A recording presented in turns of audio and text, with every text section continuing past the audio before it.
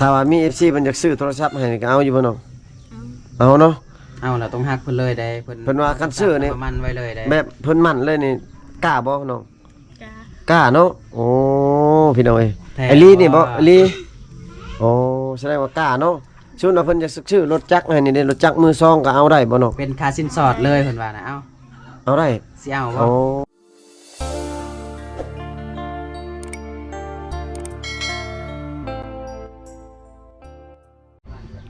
้ก็สวัสดี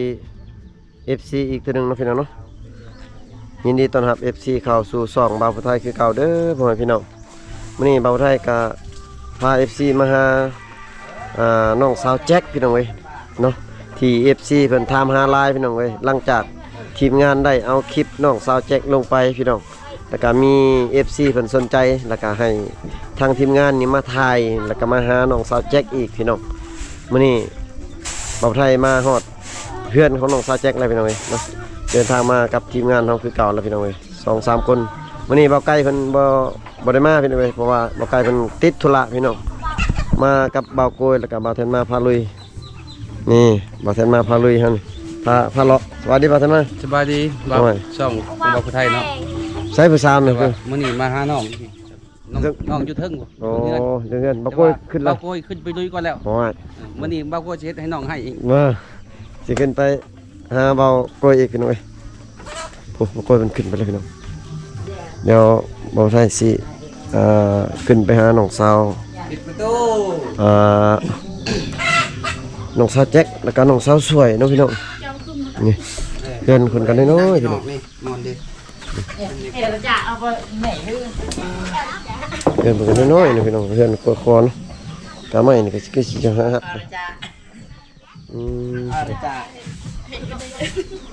ตังละเดิมตังโอ้ยเดี๋ยวบ่าวไทยสิทำกับน้องๆเนาะจังเนาะยังเอาไว้ปีหน้าอีกบ่ปีนี้บ่ได้มันยังน้อยคันสิไปก้นแล้วชวนเบาโกยไปก้นน้ำเด้อขอยินดีไปแล้วก่อนนะไปได้เบิดก่อนนะถ้ามีผู้สาวอยู่นำนะแน่จะหน่อยกับ FC ว่าโอ้ยไปทางใดก็จีบสาวไปทางนั้นไปเรื่อยอยู่โมเมนต์น้องบ่ได้จีบเฮาก็เว้ามวนเว้าหยอกเนาะเพื่อมีสีสันในการเฮ็ดคลิปเนาะถ้าบ่เว้าหยอกก็บ่ได้หัวบ่สัญญาว่าถ้าบ่ได้ผัวก็บ่ได้ลูกอันนี้คือคำคมบ่สัญญาแต่บ่ได้เห็นเพิ่นดนแล้วบ่ได้ไปนำกันสาว2คนอายุ13กินข้าวเที่ยงฉันน้องยังไม่ได้กินติข้าวเที่ยงกินแล้วข้าวเที่ยงโอ้กินแล้วจะน้อยไปกินนำกันอีกเนาะกินตำบักหุ่งเนี่ยไปบ่น้องสวยไปกิน2คนเท่าเด้อไปก็ได้บ่กินดอกหลายคนนะไปกิน2คนนะไปอยู่เฮือนบ่าวมันเลิงจะน้อยเขาชาวโต๊ะชาวยังอยู่หั่นหลายคนกินหลายคนบ่จังได๋นะเพราะว่ามีสาวๆหมู่บ้านนี่หลายคนหลายรีบไปสาวบ้านนี่ยอมรับสาวโสดพี่น้องเว้ยชีวิตบ่าวผู้ไทยนี่จังแม่นโชคดีอีหลีเนาะแม่นกินข้าวกินกับผู้สาวกินผู้เดียวก็บ่เอาเด้เอาหลายคนอีกกินผู้เดียวมันบ่แซ่บน้องแจ็คเนาะนี่แหละหลายคนจังแซ่บบ่กวยจึงมักเมืองนอกเนาะของผู้สาวหลายเขาเจ้าบ่ได้คิดเคยเลยพี่น้องตอนนั้นเป็นอย่างดีขนาดเนาะเอามาครั้งแรกก็ตอนนั้นเป็นอย่างดีบ่ว่าจะฮู้จักบ่ฮู้จักกันก็แล้วแต่ถ้ามาเฮือนศาลเพิ่นแล้วขึ้นมาแล้วก็สิตอนนั้นเป็นอย่างดีแต่งพาข้าวพาน้ำให้กินอีกเลยเมื่อคืนนี่ฝนตกบ่คืนตกบ่บ่ได้ตกเป็นโทรศัพท์เมื่อคืนนี่นอนชุน้องนอนนำกันติ2คนน่ะเมื่อคืนนี่ก็บ่มีว่าผู้บ่าวลิ้นนำบ่มีอาทิตย์นึง 4-5 มื้อนี่ประมาณได้บ่มื้อนึงเข้ามาบ่มีเลยมีบ่อาทิตย์นึงมีบ่ผู้บ่าวเท่าใดน้องผู้บ่าวแถวอันบ้านเฮานี่บ่หรือบ้านอื่นเจ้าก็ได้เนาะบ้านอื่นบ่คนบ้านใดมาตัวนี้ส่วนหลายคนบ้านใดแต่สิโปนบ่บ่แม่นติแถวเมืองนอกนี่อ๋อกะมื้อนี้กะมาเยี่ยมมายามตามข่าวน้องกะโดนประมาณอาทิตย์นึงแล้วบ่ได้มาพี่น้องเอ้ยอาทิตย์นึงอาทิตย์กว่าๆแล้วบ่ได้มาเยี่ยมยามน้องสาวแจ็คเพราะว่า FC เพิ่นทำไลน์เพิ่นว่าสนใจสาวแจ็คว่าซั่นพี่น้องเอ้ยกะมื้อนี้ก็ได้มาอีกพี่น้องเอ้ย ต้องพี่น้องเอ้ยตอนนี้ก็ทางทีมงาน ขึ้น ก็ มา ได้ขึ้น เนาะ มาถึงอยู่ เพื่อนผู้สาวแล้ว เพื่อนสาวแจ็คแล้วก็สาวสวยเนาะเพื่อนของน้องสาวสวยบ่นี่ สาวแจ็คสาวสวย อืม โอ้ สาวแจ็ค หาผู้จักซื้อได้บัดนี้ สบายดีเนี่ยสบายดีกล่องนี่น้องสบายดีกล่องเพิ่น สบายดีอ่ะ ฮะ เอ้า สบายดีเพิ่นเนี่ย สบายดี พี่น้อง บ่ต้องเคินดอกเคินไผเดี๋ยวค่อยสิไล่ให้ลงก็ได้เคินอันนี้บ่ เปิดเมาแทน เคินเบาแทนเอาเบาแทนลงก่อนก็ได้เจ้าอืม พี่น้อง สาวเคินสาวยังก็ลืมค่อยบ่ฮู้จักยังบ่ฮู้จักแต่ครั้งแรกที่ได้มาถ่าย แนะนำใหม่เด้อสาว แจ็ค สาวแจ็คแล้วก็สาว จักปีแล้วเจ้า สาวสวย บ่สาวแจ็คน่าจะปี14สาวสวยเด้ 13 ปี โอ้เป็นรุ่นน้อง อืม แต่ว่าก็โตใหญ่กว่าเนาะใหญ่กว่าสาวแจ็คอีกเนาะ 13 14 นักเฮือนไผนี่ก็เฮือนเจ้าบ่ เป็นสาวสวยว่าแห้งๆเด้อน้องเด้อ อันนี้คือเฮือนชั้นเพิ่นเด้อพี่น้องสิให้เบิ่งอันนี้เฮือนครัวบ่เฮ็ดอยู่ครัวกินตะ มื้อนี้คือใส่เสื้อสีเดียวมื้อนี้ ครัวเด้อพี่น้องไว้เนาะ ใส่ชุดคู่บ่ เฮือนครัวก็เฮ็ดเอาแบบนี้โลดฝนตกก็คือเปียกเนาะ ใส่สีเดียว บ่ได้อยู่ครัวกินเนาะ น้องมาแต่ใช่เมื่อกี้นี่น้องสาวแจ็คน้องมาแต่ลิ้นเมื่อกี้นี่ฮะมาแต่ลิ้นเมื่อกี้นี่เออ จักเทื่อแล้วก็กองนี่คือว่าสิอายๆนะ 3-4เทื่อแล้วเนาะ3-4เทื่อแล้วมาถ่ายเนาะ คือว่าสิยังอายๆเนี่ยแบบ เป็น ธรรมดาเลยนะเฮ็ดธรรมดาปกติโลด เป็นอาย บ่ต้องอายดอกอายคนใดก็คือลง กินข้าวแล้วบ่ชนน เลย กินข้าวแล้วบ่ บ่ อืม ได้ยังกิน ได้อาหารบ่กินน่ะกินยังกินยังเนาะอาหารอะบังกินหน่อไม้บ่อืมปกติสิน้องกินข้าวมีแต่หน่อไม้เห็นบ่สวยๆกินแต่หน่อไม้บ่น้อง หน่อไม้คืออาหารหลัก บ่มีอาหารเนาะเคยได้กินอยู่ที่ซีนแบบปูปลาเคยได้กินอยู่ที่ได้กินโดนๆเทื่อบ่โดนๆเทื่อหนึงแต่อาหารหลักนี่หน่อไม้กับข้าวเนาะแล้วก็แจ่วบักเผ็ด นอกจากหน่อไม้คือแจวหมกเผ็ดนั่นแหละ อืม กินได้ยังเห็นอยู่ว่าสองคนนี่ บ่ได้เรียน จบหมดแล้ว บริเขา บ่ได้เข้าโรงเรียนเนาะ คือบ่ได้เข้าเลย เป็นจังได๋ บ่รู้จักยังเลยบ่อืม ยังโสดคือเก่าบ่ฮะน้องสาวสวยได้ยังโสดคือเก่าบ่อ๋อมีดีแล้วบ่โทรศัพท์น้องน่ะยังบ่ได้ซ้ำอ๋อ โอ้เสียดายเด้เนาะบ่มีโทรศัพท์ น้อง สดแต่ว่าบ่มีโทรศัพท์เนาะ ซื้อเฟซน้องน่ะยังน้องแจ็คสายเฟี้ยวบ่แต่ว่าโทรศัพท์น้องตายแล้วเนาะมันมันพังแล้วพี่น้องเอ้ย ถ้าหากว่าสิอยากติดต่อเนี่ยติดต่อได้ทางใดบัดนี้ ถ้า FC มันอยากติดต่อทางใดน้องทาง ทางหัวใจบ่ โทรทางโทรศัพท์น้องนี่ก็ได้บ่โทรศัพท์น้องนี่ได้ซื้อเฟซน้องนะได้เนาะซื้อเฟซน้องนี่ได้เนาะโสดโสดจีบแน่ตัวลาวหรือตัวไทย จีบแน่ ตัวเราตัวลาวเนาะโสดแน่จีบโสดจีบแน่พุ่นเนาะ ใน ตัวลาว ชนบทในชนลายสิตั้งซื้อเฟซว่าโสดเนาะบางคนก็ แม่ โสด น ตั้งแบบอื่นบ่ได้บ่เนาะ โสดจีบแน่พุ่นเนาะแต่ว่าถ้า FC อยากล้ม โสดเนาะ อยากล้มน้องแจ็คก็มีแต่ทักหาทั้งน้องสาวสวยก็ได้พี่น้องเอ้ยแล้วก็โทรหาล้มก็ได้เนาะ นอนนำกันบ่ อืม นอนนำกันเนาะทุกคน เขาเจ้านอนนํกัน ประเภทนี้เฮือนหลังหนึงก็สิมีสาวโสดนอนนำกัน2คนบางทีก็3คนเนาะแล้วแต่เพราะว่าเขาจะบ่ได้นอนนำกัน อันนี้คือเป็นพี่น้องหรือว่าเป็นหมู่กันบ่ พี่น้องบ่อืม เป็นพี่น้องโอ้ก็คือแบบ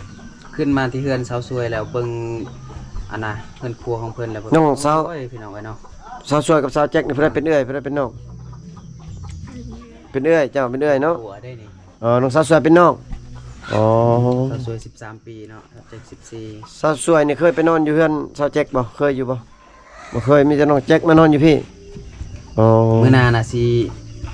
อยากไปเบิ่งเฮือนเจ้าอีกพาไปแหน่ได้บ่ได้เนาะไปเล่นอยู่เฮือนเจ้าอีกสิไปยามๆพ่อเฒ่าแม่เฒ่าเอ้ยเว้าผิดพ่อเจ้าแม่เจ้าเนาะ อืม สิไปเยี่ยมยามไปเบิ่งเฮือนซานว่าเป็นจังไดเนาะทุกคนเนาะเพราะว่าบางคนนะเฮือนซานทุกข์ยากลำบากเนาะในเขตชนบทนี่เพื่อที่จะน้องเพิ่นต้องการสิ่งใดสิ่งหนึ่งเนาะต้องไปเยี่ยมยามที่เฮือนหรือว่าที่บ้านของเพิ่นเนาะบ้านหรือว่าเฮือนซานนั่นแหละ คือกันนั่นแหละเนาะ สุน้องนอนนี่2คนนี่นอนอยู่ในนอกห้องบ่หรือว่านอนในห้อง ไม่เอา นอนในห้องเลยแต่ละมื้อมีเต้ผู้บ่าวเพิ่นมาเล่นนํมีอยู่บ่ บ่มี บ่มีแล้วสมเจ้าปิดใจไว้แล้วก็ปิดประตูอีก ปิดประตูห้อง บ่มีแล้ว ก็ เนาะ บ่มีเอ้ยเปิดอยู่ที่ประตูฮะเปิดอยู่แต่บ่มีผู้มาเล่น เปิดแต่ประตู อ๋อ บ่เปิดใจ คือเก่าต้องเปิดประตูแน่เปิดใจนั่นแหละ โอ้พี่น้องเอ้ย ว่าจังสิได้เข้ามาบัดนี้ เพิ่นว่าบ่มีผู้บ่าวมาเล่นถ้าแบบเวลาผู้บ่าวขึ้นมาเล่นกับเขาเจ้ากับเขาเล่นอยู่ในห้องเลยบ่อ๋อแสดงว่าเขาได้เนาะอยู่ห้องเนาะ ได้ ผู้สาวบ้านนี้มีแต่คนงามๆเนาะ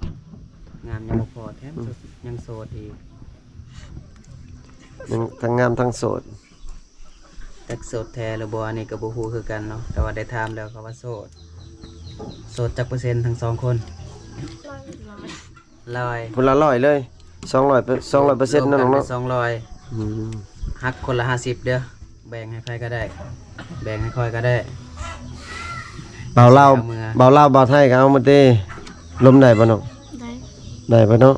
แล้วแบบอายุ14-15 ปีนี่แบบคิดที่แบบจะมีผู้บ่าวอยู่บ่ฮะคิดว่าจะมีผู้บ่าวหรือว่าจังใดหรือว่าแบบยังบ่อยากมีฮะ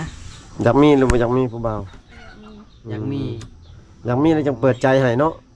ถ้า เขาบ่อยากมีบ่เปิดใจให้แล้วน่ะ ถ้ามีคนจีบแล้วแบบเจ้าก็ถึกใจเขาเขาก็ถึกใจเจ้าวันนี้นะกะเอาเลยบ่ พร้อมแต่งเนาะน้องเนาะ อายุยังน้อยบ่สำคัญเลยพี่น้องในเขตชนบทเนาะถ้าแบบถึกใจกันก็คือเอากัน แสดงว่าน้อง เลย พร้อ เนาะ มแต่งอยู่โสดพร้อมแต่งพร้อมครบเนาะอืม ใครที่มักสาวซ้ำน้อยก็ฟ้าวมาจีบมาจองเด้อถ้าบ่จีบยันเบาผู้ไทยจีบก่อนเด้ ค่าดอกนี่แพงบ่บ่แพง โอ้ค่าดอกบ่แพง เท่าไรก็ อายุเนาะ 2,000 กีบเนาะ เท่าไรน้องว่ามื้อน่ะเท่าไรน้อง 10 ล้าน10ล้านเนาะค่าดอก10ล้านเนาะ สาวสวยเด้ อืม จักล้านเจ้าค่าดอก 10ล้านคือกันแสดงว่า2คนนี่20ล้านเนาะโอ้ยังคือเก่าพี่น้องเอ้ยถ้าผู้ใดได้เบิ่งคลิปเก่าๆของเบาไทยก็น่าจะโอ้โหเนาะน้องเพิ่นว่าค่าดอกนี่10ล้านพี่น้องเอ้ยแต่ว่า 10 ล้านกีบ ถูกสุดนี่บ่กอย แมน ถูกสุดเลยพี่น้องเอ้ย10ล้านไผพร้อมครบพร้อมแต่งก็สามารถมาจับจองได้เนาะพี่น้อง ต้องคนที่แบบจริงใจพร้อมแต่งเนาะจะ แม่ ที่มาจีบได้ ถ้าคนที่อยากจีบลิ้นๆจีบม่วนอันยังน่ะก็บ่ต้องมาจีบเด้ออย่าเฮ็ดให้น้องเพิ่นเสียใจเนาะถ้าคิดว่าจริงจังก็มาหาน้องๆเพิ่นได้ เพราะว่า จีบตัวจริงได้ สาวอยู่ในเขตชนบทนี่เขาเจ้าจะจริงจัง แม่นเพราะว่า เขาจะบ่ได้ 45ก็อยากได้ผัวเนาะ แม่น สร้างครอบสร้างครัวผิดกับผัวกับเมื่อเฮือนล่าง สาวแม่ห้างขึ้นใหม่เนาะเขาว่า ๆกำลังมาแห้ง แม่ห้างขึ้นใหม่นะกำลังมาแห้งได้อันนี้คือกันแหละก็เพราะว่าเขาเจ้าบ่ได้เรียนหนังสือก็นอกจากเอาผัวก็คือจักเศษหยังเนาะในเขตชนบททายุหลายกว่านั้น17-18 ปีขึ้นไปจนหลายเขาว่าคนเฒ่าเนาะเขาสิบ่ค่อยมาล่มแล้วบ่ค่อยมาลิ้นแล้ว45นี่ก็คือกำลังมาแห้งแล้วทุกคนเนาะในเขตชนบทเด้อ มื้อนี้พี่น้องอยู่เฮือนเบิดมื้อติมื้อนี้บ่ได้ออกสวนบ่แล้วเวียกนะ ยังบ่ได้เอาแต่ ผักอ๋อผักยังผักฝนตกบ่รู้นี่เลยอืมผักฝนตกพี่น้องก็เฮ็ดสวนมันบ่เนาะเฮ็ดลายอยู่บ่ใกล้แล้วบ่สิกลน่ะใกล้สิกลแล้วบ่มันน่ะโอ้ยิ้มหวานอันนี้เนาะน้องสาวแจ็คนะโทรศัพท์น้องยังบ่ได้ดีน้องเนาะอืม มันเป็นยังไงแบบมัน ยังเปิดบ่ขึ้นบ่ เปิดบ่ได้ เพราะว่าน้องว่าลิ้นแล้วมันดับเลยบ่อ๋อ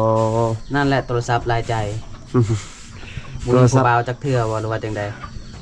คือว่าโทรศัพท์ก็ตายซ้ำ อยู่ในโทรศัพท์นี่มีอยู่ที่หูผู้บ่าวนี่หั่นบ่มีบ่แม่นเขาแซดข้างเขาอยู่หั่นลายเติบบ่จัก ข้างผู้บ่าวตามหาแล้วจ้ะ ในเขตชนบทเนาะสาวงาม แล้วสาวแจ็คนี่แบบความฝันหรือว่าสิ่งที่อยากได้ที่สุดในชีวิตมีหยังบ่ น้องอยากได้หยังน้องอยากได้รถ ได้รถ รถจักรบ่ โดย อ๋ออยู่เฮือนน้องบ่ จักร บ่มีรถจักรบ่ บ่มี อ๋อรถจักรพี่น้อง ก็คือถ้าได้รถจักรนี่เวลาเฮาไปให้ไปสวนหรือว่าออกตลาดอะไรหยังมันก็สิ รถจักรนะน้องขับเป็นบ่ ใครแ เป็นบ่น้องขับรถจักรบ่เป็นผู้ใดคันว่าได้นี่ได้ซะเพิ่น FC เพิ่นซื้อให้เฮ็ดได้ซะน้องสิขับเนี่ยสิเฮียนขับบ่อ๋อ ให้บ่าวผู้ไทยมาสอนเอา อืม สอนครับ ถ้าว่าน้องได้รถจักรนี่น้องสิขี่ไปใช้น้อง หน่อยขี่กับ ฮะ น้อง สิขี่ออกสวนบ่หรือว่าไปเข้าเมือง ก็มันสิสบายหลายอย่างอยู่เวลาเจ็บไข้ได้ป่วยหยัง สิออกหัวออกสวนเนาะ มีรถจักรไปมันก็สิง่าย บัดนี้ เอาเซาสวยเด้อ น้องสวยอยากได้หยังน้องอยากได้แฟนเอออยากได้แฟน ได้หยังก็เว้าดังๆดู อยากได้แฟนเนาะอยากได้ แฟน อยากได้ผู้บ่าวเพิ่นน่ะโอ้ โอ้ เอาบ่าวลาวหรือบ่าวไทยมักเอ้ามักบ่าวลาวหรือบ่าวไทยน้อง ข้อยจนบ่ได้ยินแล้วว่า น้องมัก อยากได้หยังแฟนด้าใช่ดอก บ่าวลาวหรือบ่าวไทยหรือว่าบ่าวประเทศใดก็ได้บ่ฮะประเทศใดก็ได้ คนลาวคนไทยก็ได้เบิดบ่น้อง เอาเบิดนะ อ๋อน้องสาวสวยเพิ่นอยากได้แฟนเพิ่นว่าแต่สำหรับน้องนี่อยากได้ รถจักร รถจักรพี่น้อง ความฝันมัน อยากได้แฟนน่ะอยากไว้เพื่อเฮ็ดหยังน้องอยากได้แฟนน่ะ เอาไว้กอดยามหนาวบ่ ไว้กอดบ่น้องฮะหรือว่าอยากได้เอามาอันเสียหญ้าให้ช่วย ความคิดคนเฮาก็มันแตกต่างกันพี่น้องอายุ13 14ปีบางคนอยากได้แฟนก็มีเนาะ อยากได้แฟนนี่แสดงว่าเพิ่นจะได้ครอบครัวแล้ว แม่อยากสร้างครอบครัว อืม ยามหนาวก็สิได้กอดเนาะคือกับสาวแจ็คน่ะอยากได้รถยามหนาวเจะกอดบุญได้ กดจะหลด กอดแต่รถน่ะมันหนาวได้ แฟนก็จะได้อยู่ตีน้องก็ได้ อยากได้ เออแฟนก็อยากได้แล้วก็รถก็อยากได้ โอ้พี่น้องเอ้ยความคิดก็ต่างกันเนาะผู้หนึงอยากได้แฟนผู้หนึงอยากได้รถพี่น้องอะบ่าวลาวบ่าวไทยหรือบ่าวเมืองนอกถ้ามักก็จีบได้พี่น้องเว้ยทักหาทางทีมงานเฮาหรือว่าแชทหาส่วนตัวของน้องสาวสวยก็ได้ สาวแจ็คมีโทรศัพท์ สาวแจ็คโทรศัพท์เพิ่นตายแล้วเนาะเนาะพี่น้องเอ้ยโทรศัพท์น้องเพิ่นก็ตายแล้วพี่น้องถ้า FC ท่านใดที่อยากติดต่อหาน้องก็สามารถซื้อโทรศัพท์ใหม่หรือว่าแปลงโทรศัพท์ให้น้องก็ได้ ถ้า น้องๆเนาะ เอาโทรศัพท์น่ะไปแปลงน่ะประมาณเท่าใดฮู้อยู่บ่ โอ้ ฮะ โอ้ บ่ฮู้ ได้ประมาณ สัก 2,000 แสนนี่ได้บ่แปลงได้บ่ ประมาณ 2,000เนี่ยได้อยู่คือสิได้อยู่ประมาณนึงเป็นแพงในแปลงโทรศัพท์ในบักโอ้ย แม่นแพง แพงเลยประมาณ 2,000นี่แหละ โอ้ต้องไปแปลงโทรศัพท์ตัวเก่าก็ได้ แต่ว่าบ่มีเงินที่จะแปลงก็เลยบ่ได้ใช้โทรศัพท์ซุมื้อนี้เนาะบ่มี ถ้าว่ามี FC เพิ่นอยากซื้อโทรศัพท์ให้นี่ก็เอาอยู่บ่น้อง เอา เอาเนาะ เอาล่ะต้องฮักเพิ่นเลยได้เพิ่น เพิ่นว่าคันซื้อนี่ ประมาณไว้เลยได้ แบบเพิ่นมั่นเลยนี่กล้าบ่น้อง กาก ล้าเนาะโอ้พี่น้องเอ้ย แท้ ไอลีนี่บ่ไอลีโอ้แสดงว่ากล้าเนาะส่วนว่าเพิ่นจะซื้อรถจักรให้นี่ได้รถจักรมือสองก็เอาได้บ่น้อง เป็นค่าสินสอดเลยเพิ่นว่านะเอ้า เอาได้ สิเอาบ่ โอ้ โอ้ย พี่น้อง เนาะเนาะ เพิ่นว่าเอาได้ค่าดองก็ถึก10ล้านหนึงพี่น้อง รถ เอ้ย จักรคันหนึงก็คือจบเลยแหละค่าดอกนะ แม่นรถจักรซื้อรถจักรให้ก็คือหมั่นไว้เลยพี่น้องเอ้ยน้องว่าซื้อโทรศัพท์ให้ก็คือได้น้องแจ็คไปเลยน้องๆแม่นบ่สิให้เพิ่นมาอยู่น้ำน้องบ่เลย ในเขตชนบทนี่ดีแต่เนาะ โอ้พี่น้องเอ้ย กล้าบ่ไปอยู่ประเทศไทยนะ เพิ่นแต่งเอาเมื่อเพิ่นก็ไปอยู่น้ำเพิ่นก็ได้บ่ ได้ โอ้ บ่แท้บ่ แพทย์ อืม โอ้ยเนาะเขาเจ้ากะได้ น้องสาวสวยก็ไปอยู่บ่คันมี FC เพิ่นแต่งไปเมื่อไปพุ่นน่ะไปอยู่บ่โอ้ โอเคตอนแรกน่ะก็มีแต่เมื่อน้ำคอยรถ2คน โอ้ย เมื่อ บ่ เพิ่น โก ค ย อยก็ได้เนาะ บ่โกยนี่ยอดใส่แล้วบ่โกย ก็หยอกซื่อๆ ยอดใส่ FC ล่ะพี่น้องเอ้ยน้องก็เปิดใจแล้วก็แบบเปิดใจให้ทักให้คุยได้พี่น้องเอ้ยแล้วก็สิ่งสำคัญก็คือน้องสาวแจ็คนี่เนาะถ้าซื้อโทรศัพท์มาให้ซื้อรถมาให้ถือว่ามั่นไว้ก็ได้เพิ่นว่ามามั่นมานั่นให้ก็ได้เนาะเป็นของมั่นเลยพี่น้องเอ้ยอ๋อแสดงว่าร้อยลิ้นน้องสาวแจ็คพี่น้องเอ้ยเปิดใจร้อยแฮงเลยอ๋อพี่น้องเอ้ยคลิปนี้ก็ทำมาหลายแล้วพี่น้องเอ้ยน้องก็ยังเปิดใจให้ FC หรือว่าหนุ่มโสดคุยได้เนาะพี่น้องก็คือ FC ได้ยินอยู่ในคลิปนี่ล่ะพี่น้องน้องสาวเพิ่นว่าเปิดใจแล้วก็ถ้าผู้ใดมักแล้วก็เอามาหมั่นซื้อของขวัญมาให้แล้วก็หมั่นน้องไว้เลยก็ได้พี่น้องเอ้ยเนาะค่าสินสอดก็ถึกๆพี่น้องเอ้ยคนละ10ล้านเนาะประมาณ10,000กว่านี่แหละพี่น้อง ก็สามารถทักจีบได้เนาะพี่น้องคลิปนี้ก็สิขออนุญาตปิดคลิปไว้เพียงเท่านี้ก่อนพี่น้องเว้ยขอบอกขอบใจ FC ที่เข้ามาติดตามคลิปแต่ต้นจนจบเนาะพี่น้องเนาะอยู่ดีมีแฮงเฮงๆรวยๆเบิดสุขสุขคนพี่น้องบ๊ายบาย FC นะ